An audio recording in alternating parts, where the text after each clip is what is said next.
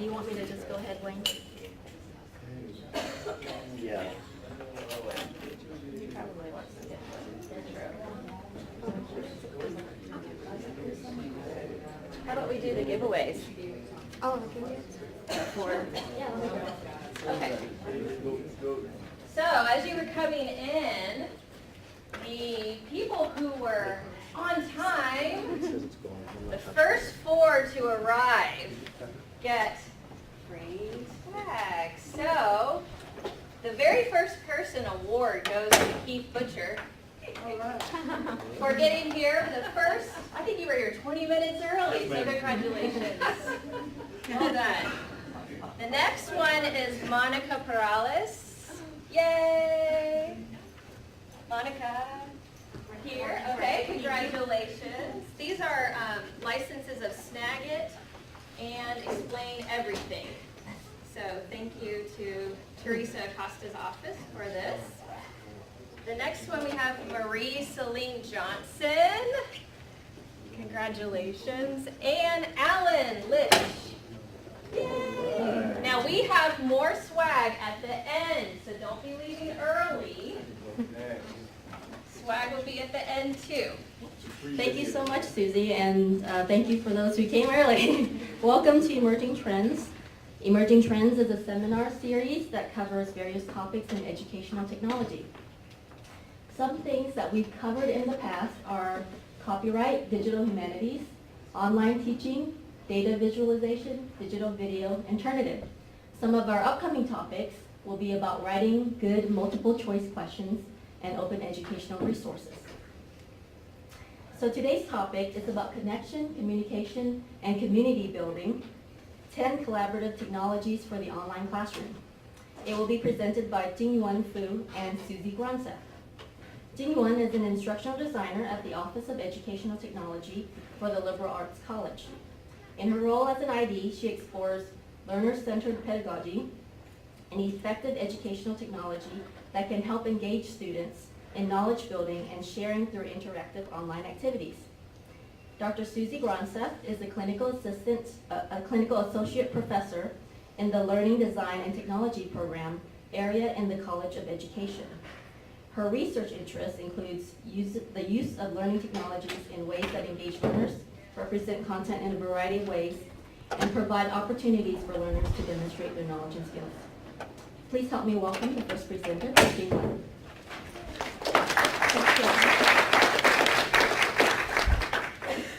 Thank you, Tom, for the introduction. I will stand here so that you can hear me and see me. Good morning, everyone. Welcome. Welcome. Thank you for coming on this rainy Friday morning. My name is Jingyuan Fu. As Tom said, I'm an instructional designer at the Class Office of Educational Technology. I'm very happy to be here with you today to share some strategies and the technologies that can help facilitate online teaching. First, before we start, may I have a show of hands of how many of you are currently teaching online courses or blended courses? Thank you, thank you. That seems most of you are currently teaching online courses or blended courses. And we see the data from actually President Couture's tweets. And she tweets that 1 out of 4 of students at the University of Houston are currently taking online courses. And it has been a few weeks since the school started, and our office has received quite a few requests from faculty asking about adding some collaborative components to their online courses. So as we see the growing interest and the necessity to use some collaborative technologies in online classroom, we decided to talk about this topic for this first Emerging Trends session for this fall semester. So today, we will focus on 10 collaborative technologies that can help enhance connection, communication, and community building in your online classroom. Dr. Susie Gronseth and I will lead this session, and we will share some research, some teaching technologies, as well as some practical design tips that can help you to design and facilitate your collaborative activities online. And we hope that by the end of the session, you can walk away with a few tools that you think would be helpful and that you will be using in your online classroom. We will have a Q&A session by the end of the program, and we will answer all your questions in the end. So thank you for your patience in advance. So when we talk about technologies in education, what is the first thing that usually comes to your mind? So I think for many of us, the first thing that comes to our mind is a variety of tools. So sometimes the research and the pedagogy that support these tools are neglected or overlooked. Today, we will not only just suggest or recommend a bunch of tools, we will also look into the research and the pedagogy behind the technologies. So for today's topic, what roles are involved in an online course teaching? What are collaboration tools? And are they effective? How can we use them to improve our online teaching practices? I will try to answer these questions before we dive into the 10 technologies. The first question is, what role are involved in online course teaching? I know that all of you who are teaching online have met some challenges. And one big challenge for online instructors is a changing role. In a recent research, an online instructor was identified as both a designer and a facilitator. So an online instructor designing a course as it is in a face-to-face classroom. During the implementation and delivery of an online class, online instructor also acts as a role of a facilitator to present in the classroom and to facilitate students' learning.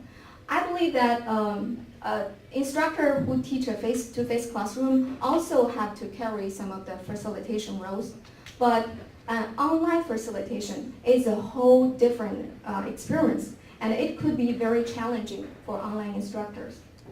So now let's see what roles are involved in online facilitation.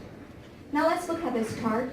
This is a visual from a research about theoretical framework on online facilitation. As you can see, this research was done in 1995 by Birch, and since then it was revisited and cited for many times because it firstly proposed a comprehensive classification for online facilitation. As we can see, the 4 categories or 4 dimensions of online facilitation were identified in this research. And these 4 categories, or we call them dimensions, are also referred as the 4 roles of an online facilitator. Let me briefly explain what they mean. Social roles refers to the ways that an online instructor make connections and establish social relationship with the students. This role was often applied to create a friendly environment and a community feeling for students.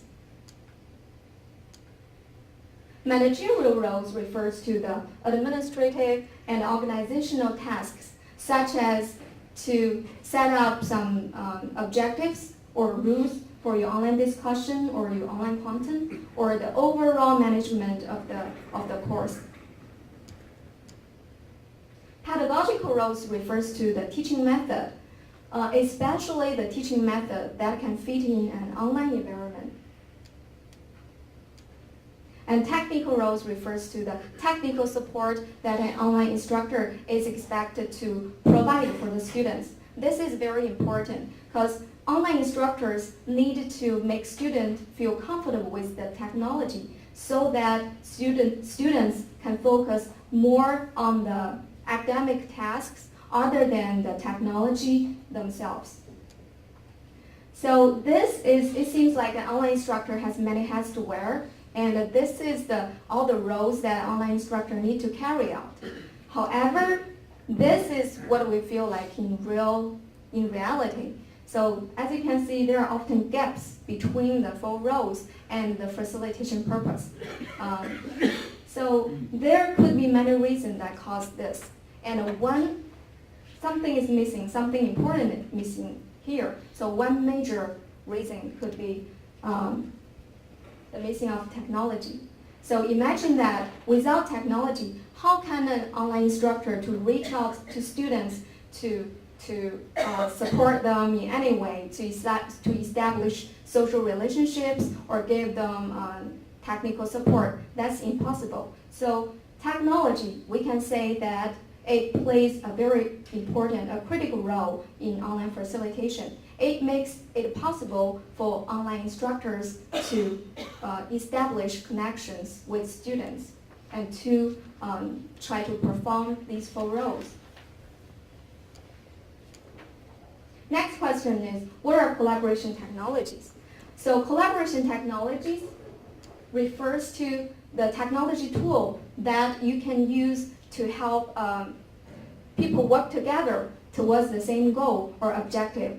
In an online environment, so collaborative technologies make the instructor and all the students to truly connect to each other and work together towards the same learning goal. And collaborative technologies make it possible for online instructors and students to work synchronously or asynchronously together towards the same learning goal. So our last question before we decide to use a technology or trust a technology could be, are they effective? And how can they improve my online teaching practices? Now here we have this research. It's a little small. Can you see the full rows that we just talked about? So here we have the full rows, and then we have some effective strategies, teaching strategies identified based on this research. As Dr. Gronseth and we were looking at this table and we were thinking, so how can these strategies can be implemented in order for online instructor to fulfill all the roles? And immediately we think the technologies that we are going to present today can fit right in.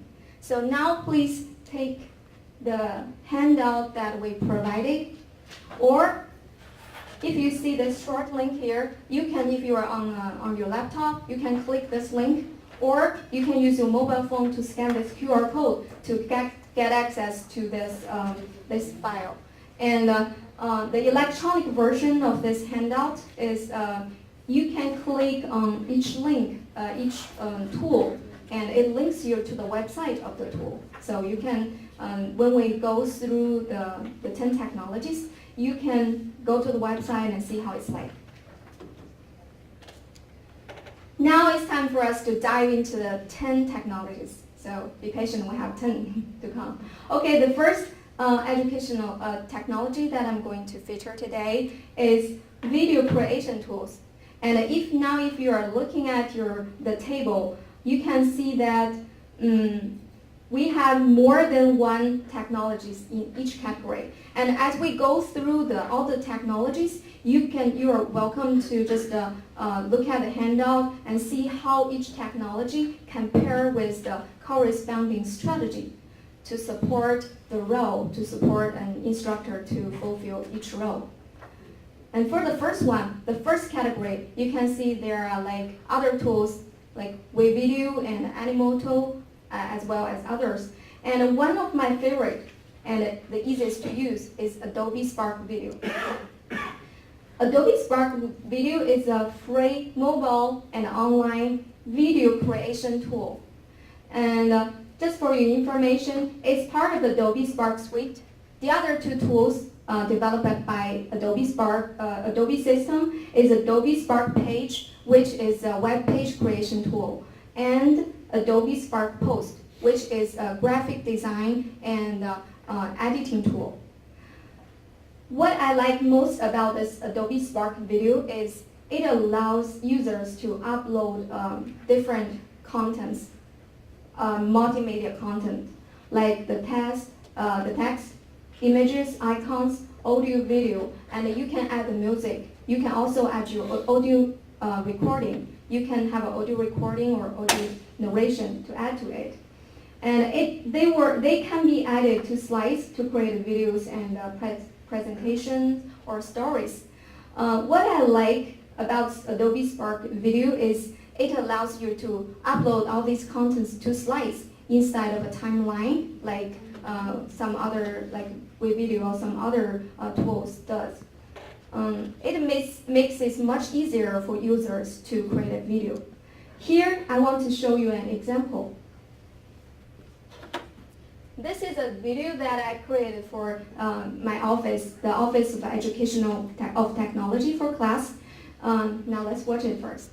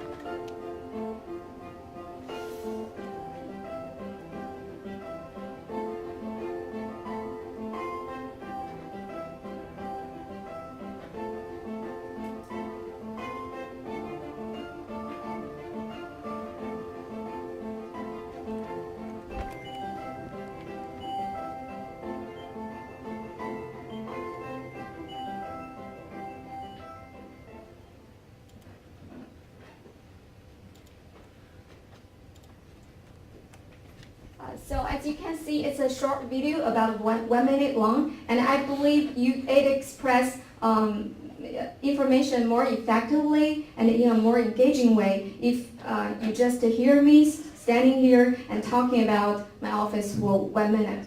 And you can definitely use this tool to create an introduction video like this for yourself, like use it as a self-introduction or for your course.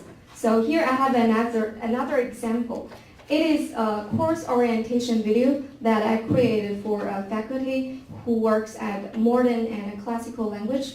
Her name is Dr. Melody Yunzi Lee, and she gave me the permission to share this video with others.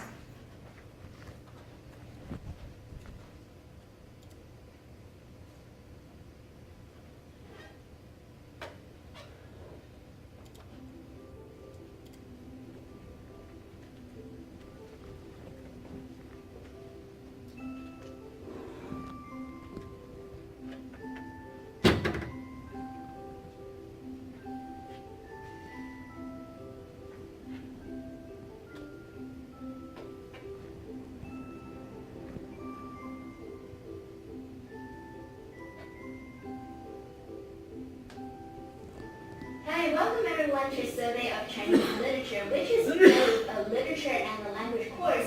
As for literature, we will read from pre-modern to modern and contemporary Chinese literature. Through this, we will learn about the cultural transformations of Chinese society. As for language, we will learn to read in both classical and modern language. So by the end of the class, you are supposed to read in both, which is a lot of fun. Let me introduce myself. I'm Melody Yunzi Lee. I teach in the Chinese program within modern and classical languages at the University of Houston. I hope you will consider joining us on this fabulous journey, and I hope to see you all. Thank you.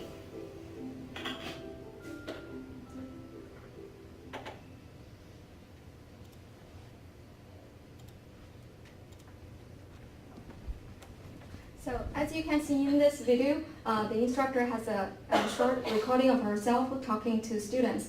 And I'm sure, when I imagine if I was a student, I prefer to see the instructor's face and the smile as it shows in this video, rather than just to see a PDF file in Blackboard. So I think this is something you may consider to do with your course, and it's very easy to do. I only put together about 10 slides, and after you have all the contents ready, it doesn't take you long to create this video. How to use it in your courses? I think I already gave you 2 examples of how to use it as to create an introduction video or a course orientation video. And you can definitely use it to give student feedback or to get students feedback. Like if you can put on the self-recording and add some captions to give a video feedback, or you can put together some audio and captions and a text to give feedback. For demonstrations, for example, if it's like a language class, and you can make just a 10 seconds recording of yourself pronounce a word, and that may give students more sense of how you can pronounce a word or sound correctly. And vlogs, video blogs, you can use this to create just like 30 seconds long video to give a weekly announcement or some highlights on some weekly content. And you can definitely use it to create a digital story on some major concept from your subject matter. And here are some quick tips for you to use this tool. Although Adobe Spark Video has done a lot for you, so you just need to have your content ready. But I always suggest to start with a story map, so that it actually, after you have a story map, it will take your less time to create a video. And keep it short. So everybody agrees that long videos bore your audience and make you to lose your audience. So I think you can find this tip on any video-related creation tool or subjects. Then I suggest to add some captions or script for accessibility. And Adobe Spark Video do support adding captions. But if you have a long text, I suggest that you use a script so that students with some disabilities can be able to get access to it. The second tool that I'm going to feature today is Padlet. It is a multimedia sharing tool. And I believe that maybe many of you are already using it or have the experience using it. It is free, yes, free again, and a mobile and online collaborative space. It's a virtual space. Some people call it a virtual wall, a bulletin, or a post-it notes. And it also allows you to share different formats of content like text, documents, links, images, as well as others. And it allows you to share all this content simultaneously from anywhere, from any device. Here is a Padlet that I created when I was doing the peer teaching, when I was working on my master's program. And here you can see how it looks like. You just give it a title and some descriptions. And here, all the space here is where you can add your ideas or your content. Actually, I created a Padlet for this session. And you can get access to it by clicking the link, or you can use the and if you can use a mobile phone to scan the QR code. And if you have the handout with you, you can turn to the back of the page, and you will be able to get access. Scan the QR code there, and you will get access to it. And here is how it looks like.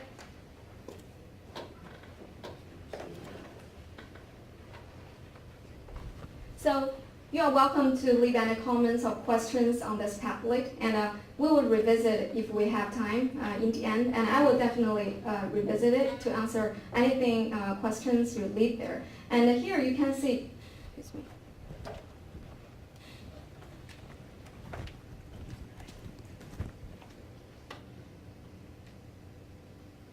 Okay, here you can see that's how it looks like, and yeah, I see somebody already post something there.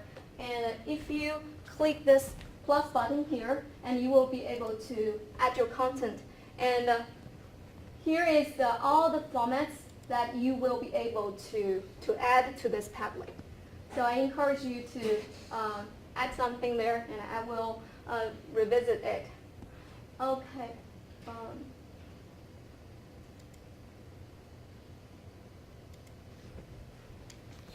And here are some suggestions that you can use to use it in your course.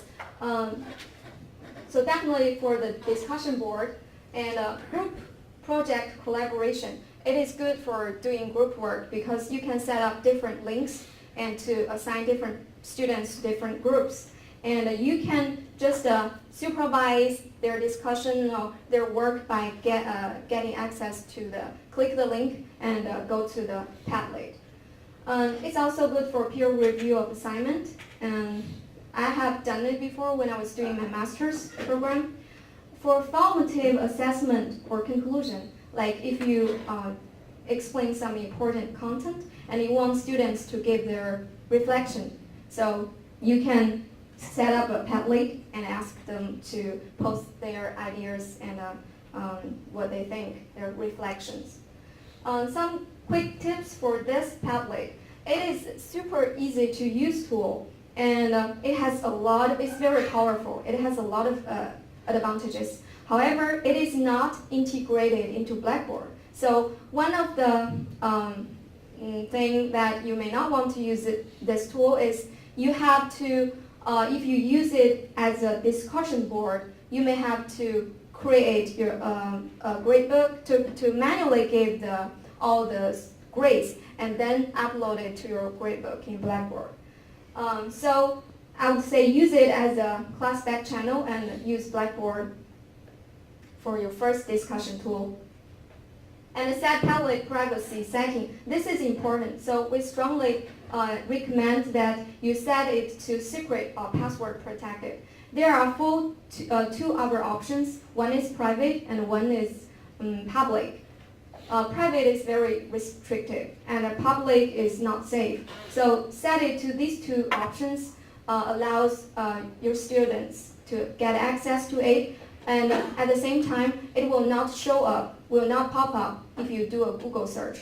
So it's a safe option. And the last one is enable threaded replies. After enabling it, your students can replies or comments to other people's Padlet content or whatever they post. Now I'm going to hand it over to Dr. Gronseth. She was my supervisor and my professor when I was working on my master's degree, and I really enjoy her courses. And I am always impressed by the way she integrated a lot of different tools effectively into her course. So please join me welcoming Dr. Susie Gronseth.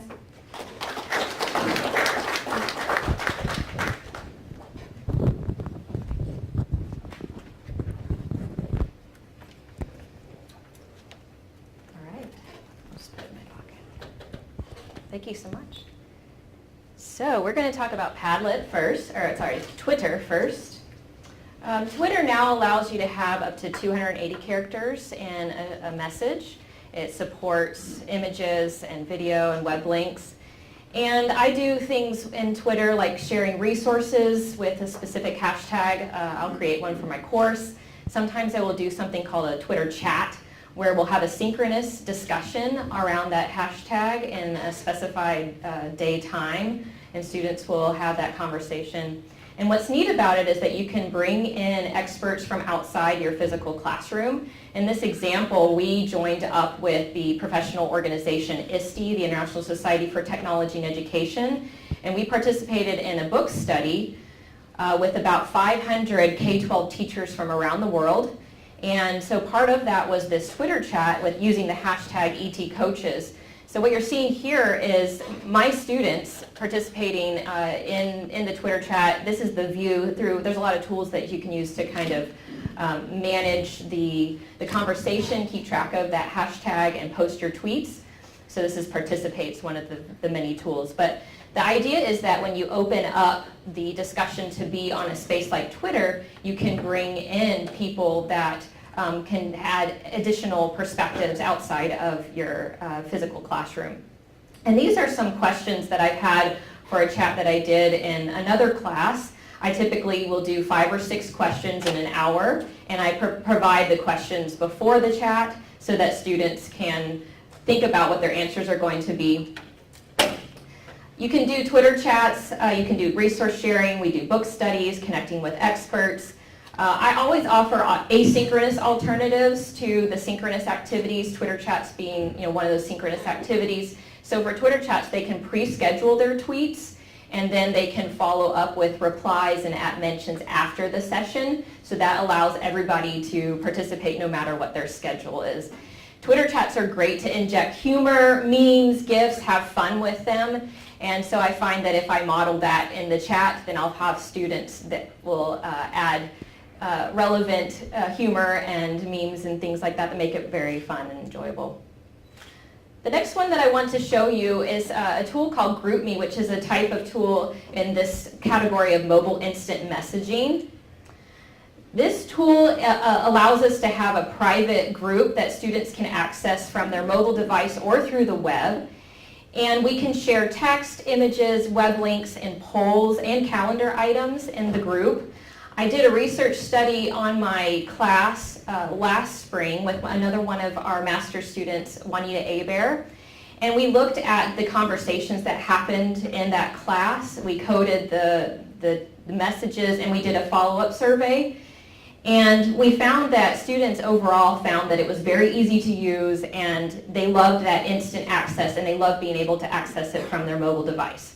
So here's a look into some of the discussion that was happening in my GroupMe. So on the left side, you can see different groups that we had. On the right, you're seeing a message that a student posted because they created something and they took a picture of it at home and shared it because this was an online class. So we were doing it, I gave them the instructions for the activity, but they needed to build it and do it at home, and then we needed to share it in this space. You'll also see on the left that there are team groups, and these were groups that the students created themselves because they were doing collaborative projects, and GroupMe allowed them to connect with each other. So once they're loaded into the class group, they're able to find each other and create these subgroups and have conversation. So it's been great for the collaborative projects. Here's an example from this past summer where I had students actually start taking on leadership roles. I called them the managers. And in this screenshot, you can see my manager for the week is posting a meme that is motivating students and their classmates for the week to not give up and continue on. And so they just posted reminders about due dates that were coming up, activities that we were doing. And so they were taking on that administrative task rather than it just coming from me. So there are a lot of different ways that you can use it, having class managers to connect with absent students. I'm doing that this semester. Team collaboration, sharing ideas when you're out and about, pictures, it's great for that. You can invite students using a link or a QR code. It's pretty easy to set up. I model low-risk course-related discussion. So I model this short just kind of bursts of ideas in the space, and then that allows students to see what kinds of posts are expected in there. And then building in leadership for them to step up and lead the conversation. So Office 365 is another one that I've been really using more in my online classes. It's a suite of productivity tools that we all have access to, the full version of here at UH. And so you can use online versions of Word, Excel, PowerPoint. A lot of other tools are in there too, like Sway, Forms, OneNote. And it's cloud-based, which allows you to get access to it from the instructor station if you're in a classroom or your office or your laptop or even your mobile device. So here's an example of how I've used it in an online class where we created slides. It was a presentation design class. We were in a synchronous session, and students had 15 minutes to create a slide based on this prompt in the session. And then they ended up sharing it on a Padlet. So the Padlet was a great way to collect and share those slides that they created. Actually, that was another one. This one we shared within Office 365. So there's a couple of ways that we could do this. This one, I created this presentation and made it editable. So everybody had a slide. And that way people could see the slides that they were creating based on that prompt. Here's another example where I created a form. And the trick is to create the spreadsheet first in Excel online, and then from that create the form. And then all of the answers that the respondents have go into your online Excel spreadsheet. So this was a survey that I found in an article that I had assigned as reading. And so what I did is I took 5 questions from this published survey and I created the form, and my students, about 60 to 65 across 3 sections, completed the survey, and then we compared the results from the published study and the students here at UH. And then we had that be a way to start discussion. So we can use it for surveys, group presentations. You can have collaborative note documents where multiple students can access and post their ideas. They can share learning products. So an editable Word document is a great place for people to put drafts of links to things that they're creating. Sign-ups. We have Sign Up Genius also linked in this category, and that's the place that I had my students sign up for the role of class manager as well as some other positions. I mentioned the trick about creating the spreadsheet first and then creating the form. I also recommend using the share function in the online OneDrive website rather than sharing within the desktop space. And for extended writing, you can create folders that you share with students, and then multiple documents can be put in there, multiple files, rather than sharing singular files. So for larger projects, I go ahead and set up the collaborative folders for the groups. Quizlet is a tool within the category of retrieval practice. It's great for creating flashcards, practice quizzes, and what I like about it is that it's collaborative, that students can create the items. They can create the vocabulary and definitions in groups. You just create the Quizlet, and there's a password that all the other collaborators would need is just that password to add additional items within that study set. Once the study set is created, Quizlet has multiple modes that the games can be played in. They are all kind of asynchronous kinds of games. They now have a Quizlet Live version that you can play in a face-to-face experience. So once the study set's created, it gives you a lot of flexibility. And in the screenshot, I'm showing you how you can create that editable kind of study set with the password. I've used it for warm-up. I've used it to reinforce key vocabulary. You can incorporate pre-scripted feedback on right and wrong answers. And again, the power, I think, is in those student-created questions. I would do this in small groups, so small groups of students rather than individual students creating the study sets, that they're working together to create a larger study set, and then other groups would take that study set and practice with it. It facilitates sharing, and we can invite students to join a class in Quizlet. They have a class kind of feature like a lot of these tools do with additional options. Flipgrid. You're going to be hearing a lot about Flipgrid this year because it is now free. The full classroom version is free for us here at UH. I have been using Flipgrid for about 2 years, and I just paid for the classroom version myself. And so I'm very familiar with all the features, and it's great that it's free now. The benefit of that is that you can have asynchronous discussion with video, and it allows it to be threaded. I've done some research in my own classes. This is the second year of my study, and so far I've found that it's enhanced the social presence, and it's been really neat to have those comments situated within where their space is. So here's an example of one discussion that we've done in there. This was a discussion we posed right at the beginning of the semester to kind of get students warmed up. We had about 100 to 125 students across 3 sections involved in this discussion. And we gave them a video to get them thinking and a prompt, and then they posted their ideas. And I try to model that. I try to model natural conversation, that I'm looking at the camera, that I don't have to get dressed up, I don't have to say things perfectly, and so that conversation is more natural in here than it might be in a discussion board where we kind of feel like we get graded on the perfectness of our writing. So it's more natural for me, and I try to model that in the way that I post and the instructions that I give. There are things that you can do with it besides just discussion. You can do reflections.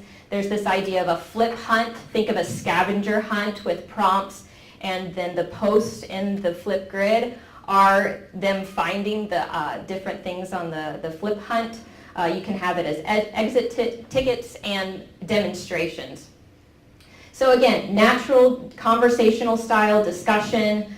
Try to design the prompts to think about that shorter amount of time.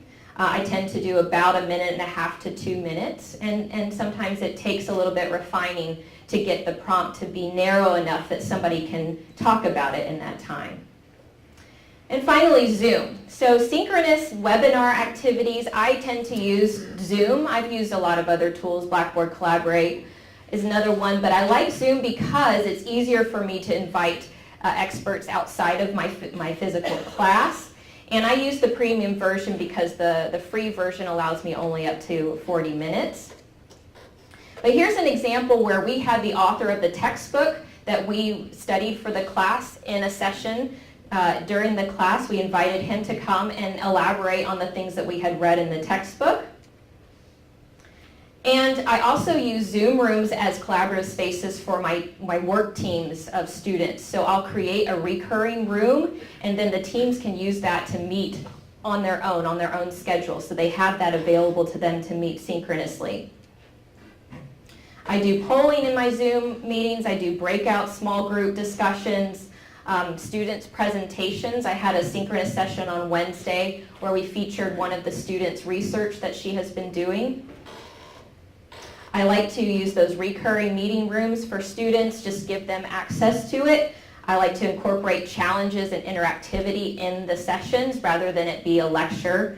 So there's a lot of that kind of thing going on, games and challenges and things that we're doing in the session rather than just listening. So we have 2 more tools, and then we're going to wrap up with a game.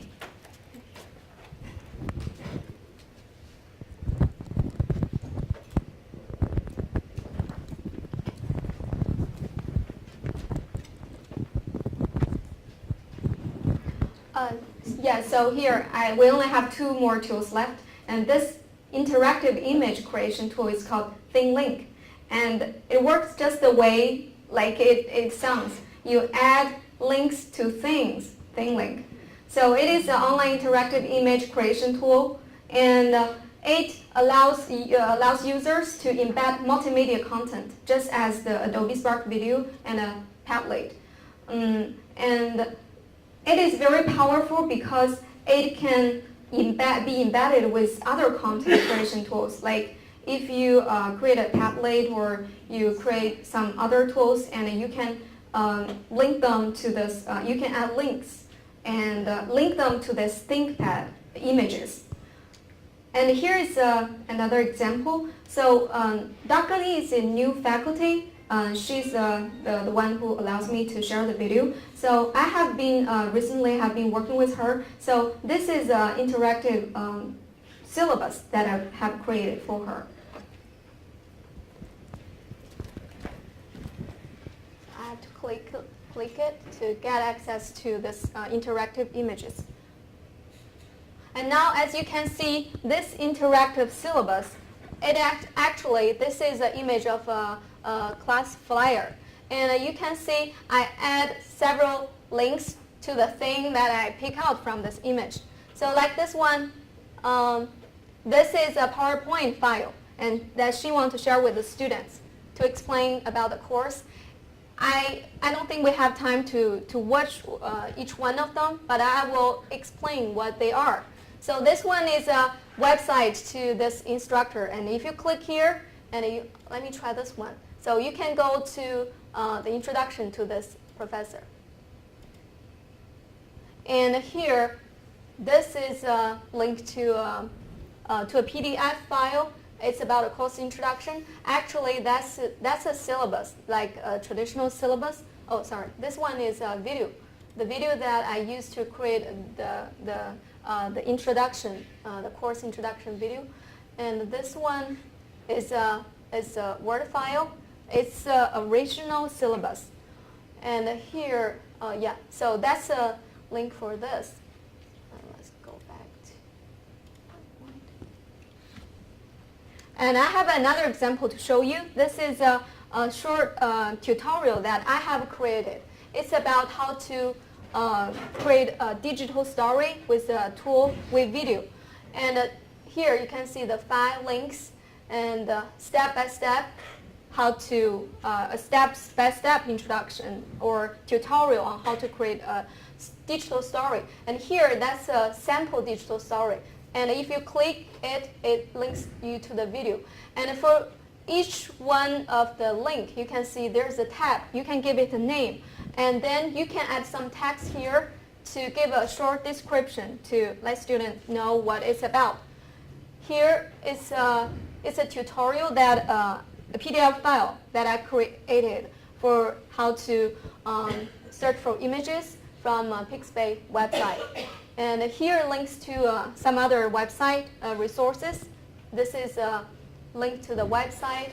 And here is another, it's a storyboard. It's also a PDF file that I have created to show students how to create a storyboard or story map.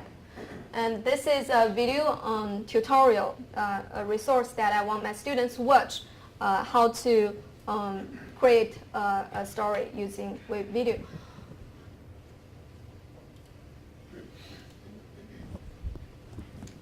And here's how you can use it in your courses. So for interactive syllabus, that's the example that I have shown you.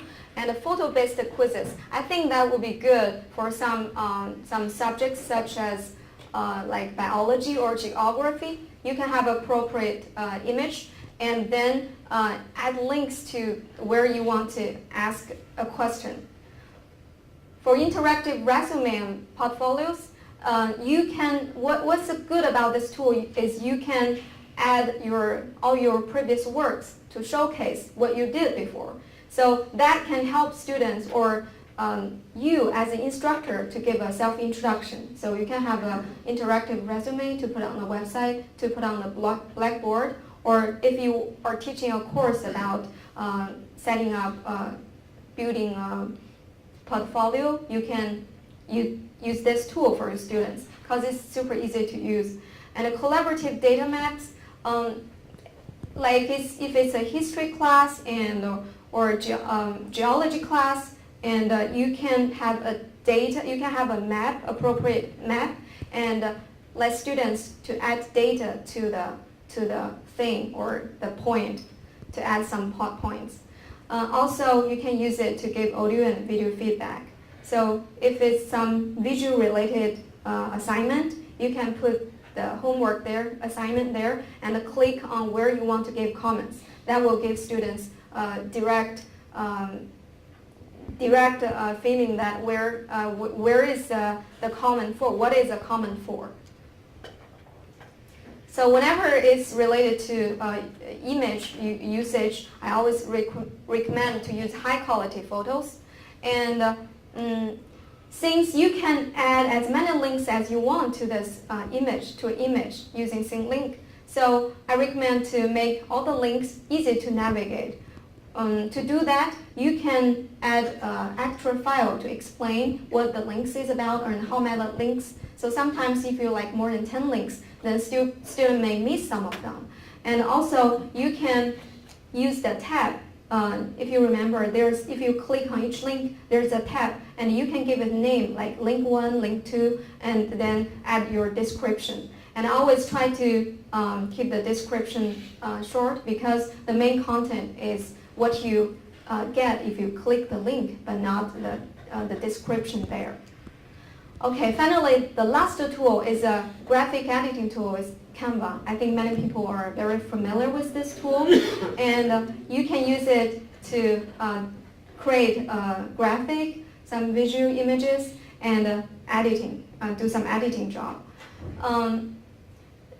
This tool, I like it because it's make it so easier to create a graphic for an instructor. Because I know you're busy at a lot of work, you may not have enough time to explore some complicated tools. So compared to some professional tool like InDesign, this is super easy to use. it did a lot of things for you. It offers you a lot of templates that you can just borrow and use. And also it gives a lot of visual elements. So you don't need to create any frames or a lot of shapes. They offer it, so you can use it. And here is actually it's a Blackboard banner that you can put on the home page of your Blackboard page. This is one that I created for Dr. Lee. As you can see, this I just it doesn't take me like more than a few minutes to create this one because I use a template. And as long as I have the images and the text that she wants to put on it, I just pick out the template that I think is appropriate for this course or this banner, and then it's like this. And then this is another banner, class banner, syllabus banner, or you can use that as a Blackboard banner.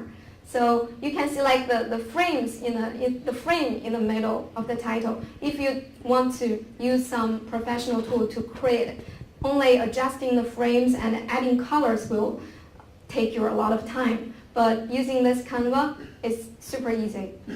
So you can use it to create syllabus banner, course banner, as I have just shown you. And for some infographic, for some complex and complicated content for your course, and students will be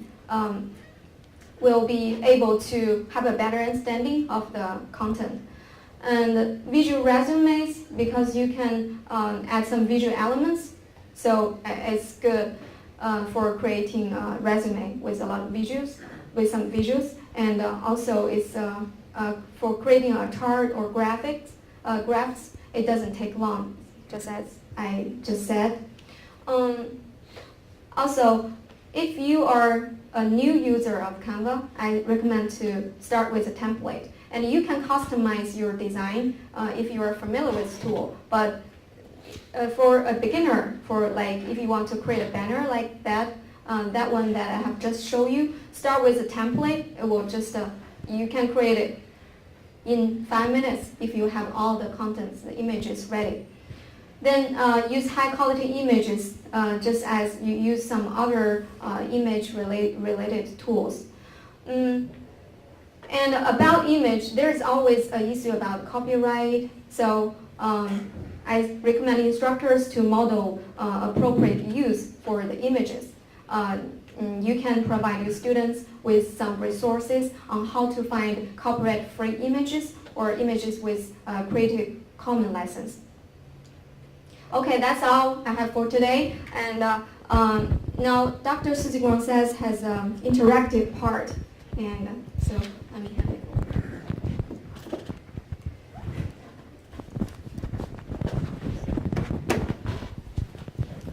So you'll need to get out your phones, or if you're on a laptop, you can access it from the laptop.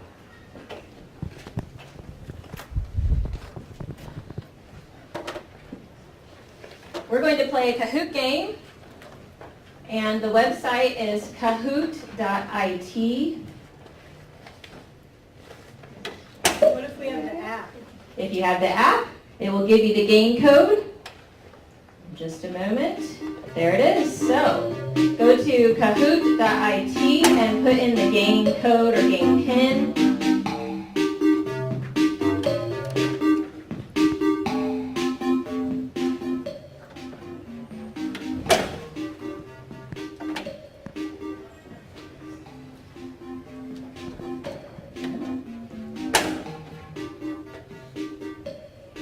And we have some fabulous prizes for the top 3. So get your name in if you want to play. It's like it's counting down. It's going to count down. It will start automatically.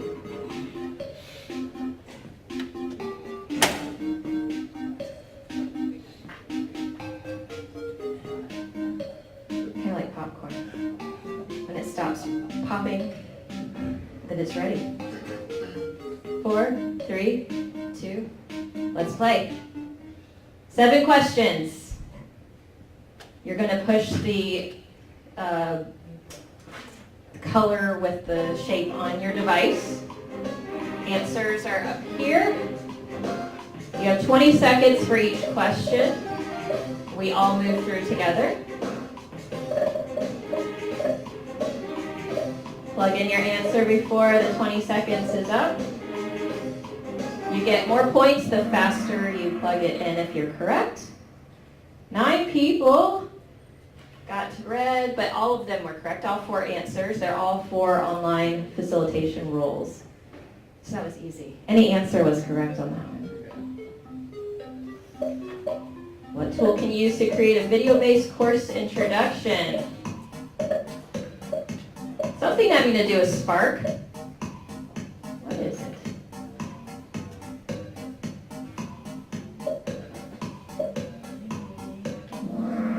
All right, Adobe Spark.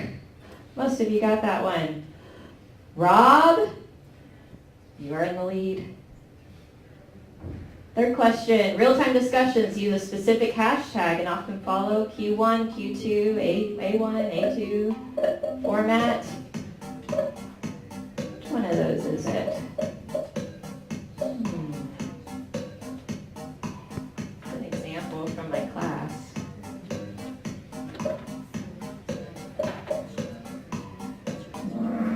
All right, Twitter chats.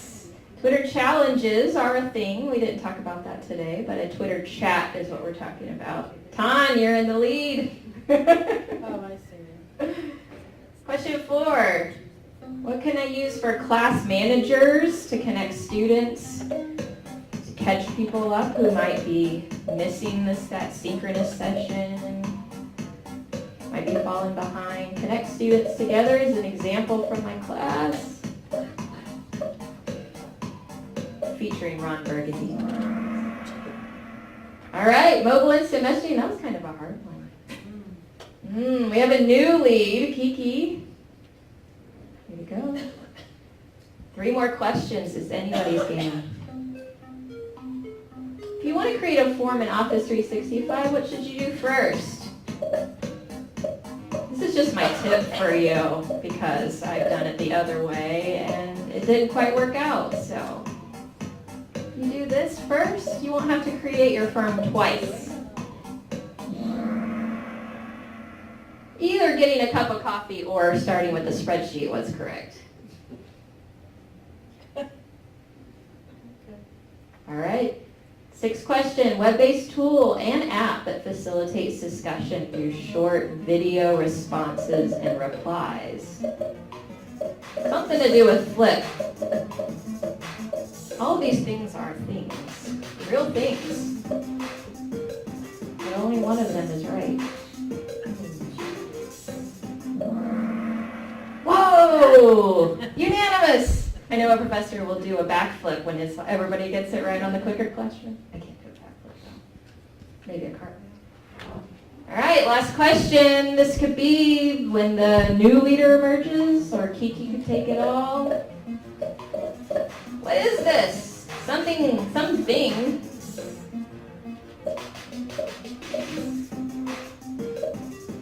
7, 6, 5. Thing link! Not the thing. All right, Kiki, you are the winner. Congratulations. Taylor and Monica. We do not want to play again. Ringer. All right, so Kiki, where are you? Kiki! He got 2 prizes. He is the winner today. Please use your prize. You are the first. You want to go back? One of these. One of these. I get to Take pick your- one yeah, of I have them. 3 prizes for 3 people. Okay, thank you to the College of Ed. And we had Taylor and Monica. Which one do you want? Where's Monica? Yay! So thank you all. And I have 11 o'clock straight up. So if you have questions, we'll be here. You can ask us. You can post it on our Padlet or email us. I have a question. For your Office 365 sharing, do you just do like anyone within the institution can join and give those to you, or So you just make it public. Right, but if you're using like private data. So if you have any other questions, don't forget the Padlet, and you can contact us by email. Our contact information is also on the handout. Thank you for coming. And Before you leave, can we get one more round of applause So for you the don't like presenters? upload it.